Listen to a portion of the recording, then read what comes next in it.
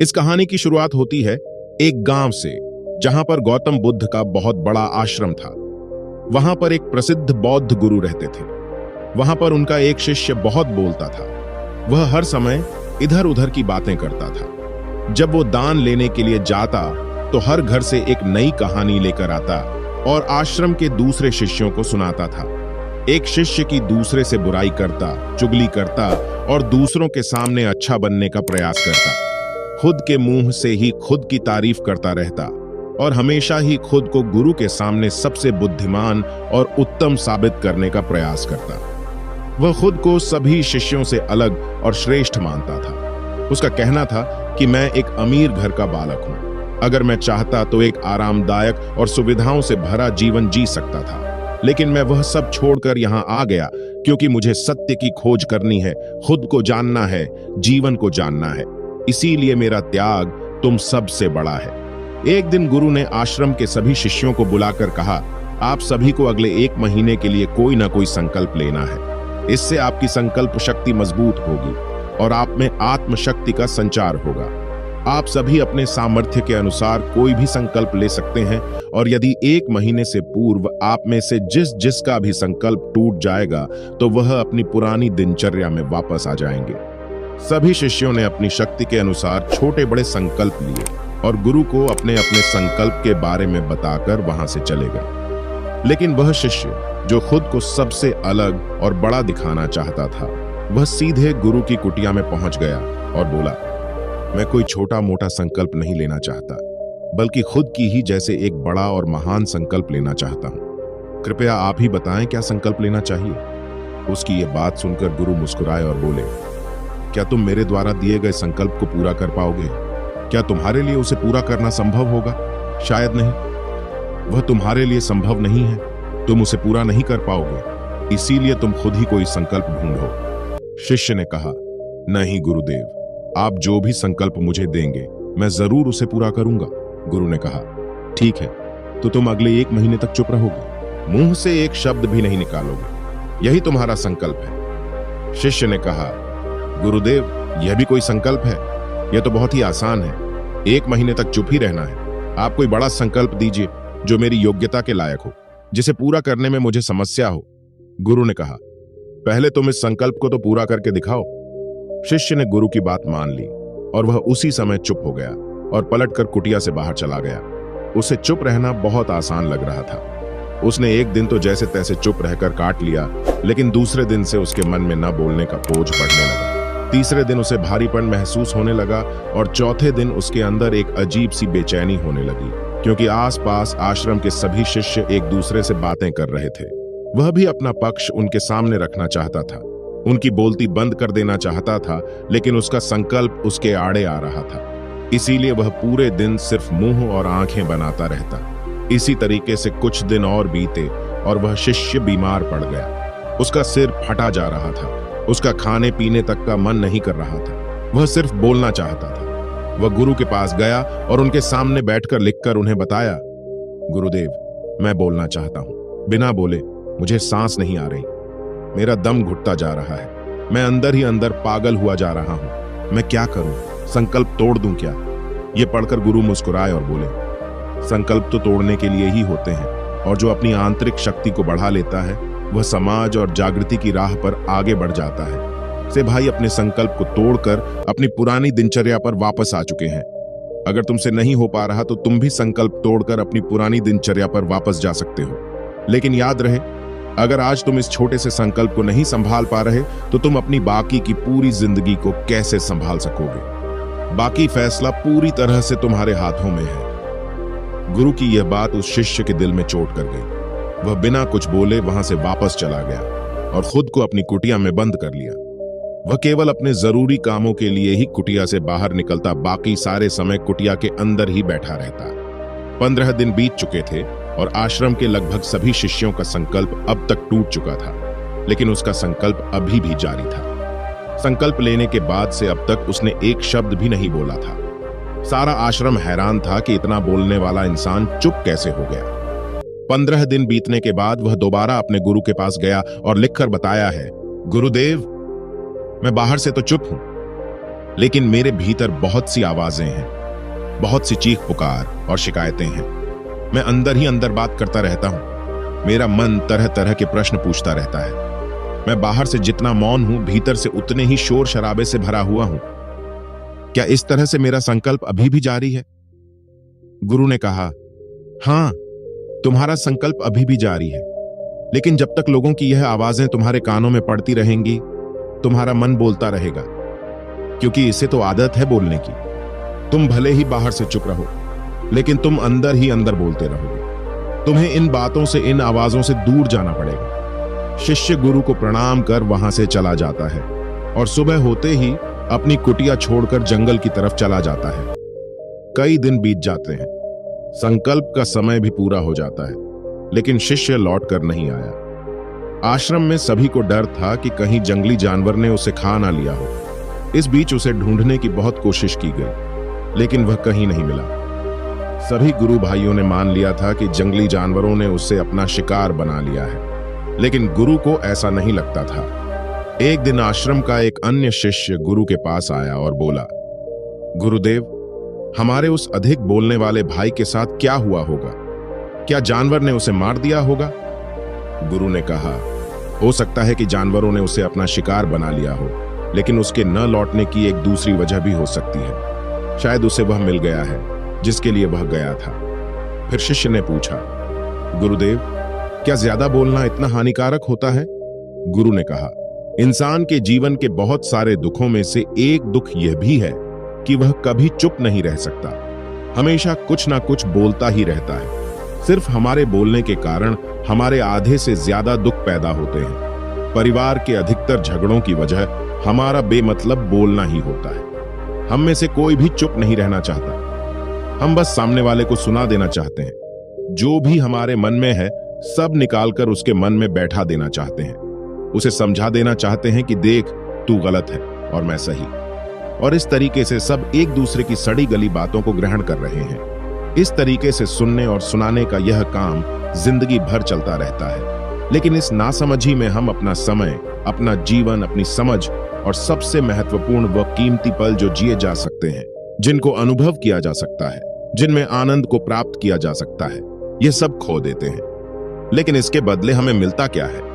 कुछ नहीं। सब व्यर्थ और बर्बाद हो जाता है।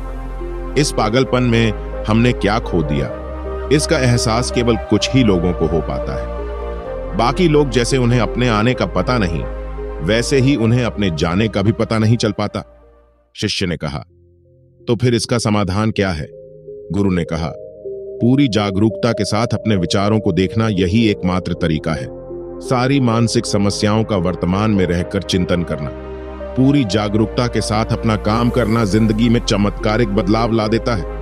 उसके बाद वह शिष्य गुरु से अपने प्रश्नों का उत्तर पाकर उनको प्रणाम करके वहां से चला गया। उस शिष्य को आश्रम छोड़ डाक कर गए हुए 3 महीने का समय बीत चुका था, लेकिन उसकी कोई खबर न थी। अब तक तो सभी गुरु भाइयों ने भी उसके वापस लौटने की उम्मीद छोड़े दी थी, लेकिन एक दिन वह आश्रम लौट आता है। उसे देखकर सभी के आश्चर्य और खुशी का ठिकाना न रहा। लेकिन अब वह नहीं था जो यहां से गया था। वह कुछ और ही बनकर वापस आया था। उसके अंदर एक गजब का बदलाव महसूस किया जा सकता था। उसके चेहरे पर एक गजब का ठहराव और आंखों में बड़ी शांति थी। आश्रम में आते ही सभी गुरु भाइयों ने उसे चारों तरफ से घेर लिया और बातें करने लग गए। वह भी अपने गुरु भाइयों से बातें करने लगा। उससे बात करने वाले सभी ने यह अनुभव किया कि अब वह पहले जैसा उतावला और बातूनी नहीं रह गया था। उसके मुंह से एक एक शब्द बहुत ही सुलझे हुए और मधुरता के साथ निकल रहे थे।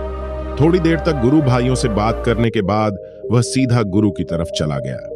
उसने गुरु के चरण छुए और कहा, गुरुदेव, क्या मैं अब भी मौन हूं?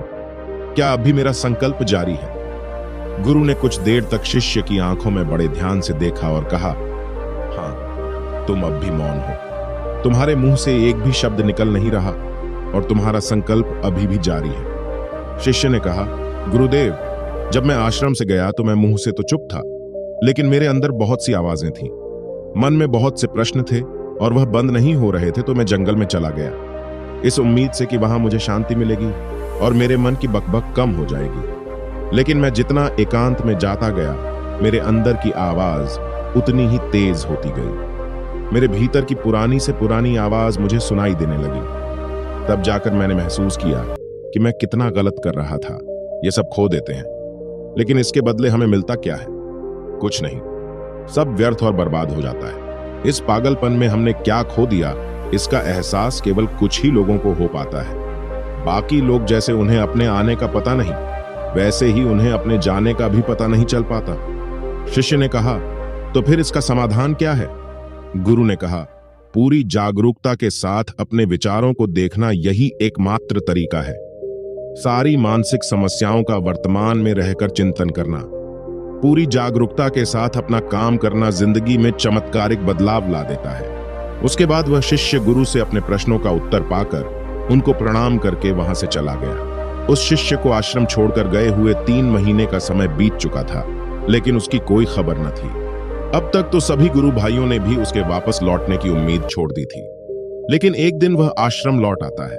उसे देखकर सभी के आश्चर्य और खुशी का ठिकाना न रहा। लेकिन अब वह नहीं था जो यहां से गया था, वह कुछ और ही बनकर वापस आया था। उसके अंदर एक गजब का बदलाव महसूस किया जा सकता था। उसके चेहरे पर एक गजब का ठहराव और आंखों में बड़ी शांति थी। आश्रम में आते ही सभी गुरु भाइयों ने उसे चारों तरफ से घेर लिया और बातें करने लग गए। वह भी अपने गुरु भाइयों से बातें करने लगा। उससे बात करने वाले सभी ने यह अनुभव किया कि अब वह पहले जैसा उतावला और बातूनी नहीं रह गया था। उसके मुंह से एक एक शब्द बहुत ही सुलझे हुए और मधुरता के साथ निकल रहे थे। थोड़ी देर तक गुरु भाइयों से बात करने के बाद वह सीधा गुरु की तरफ चला गया। उसने गुरु के चरण छुए और कहा, गुरुदेव, क्या मैं अब भी मौन हूं? क्या अब भी मेरा संकल्प जारी है?